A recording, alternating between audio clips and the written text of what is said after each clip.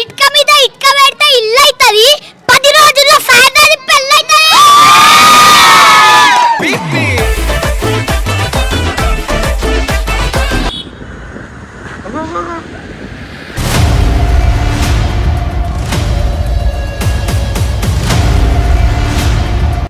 hi bro పెళ్లికలు వచ్చింది వస్తాం ముఖంలో వద్దురా సోదరా అరే పెళ్ళంటే నూరెళ్ళమంటారా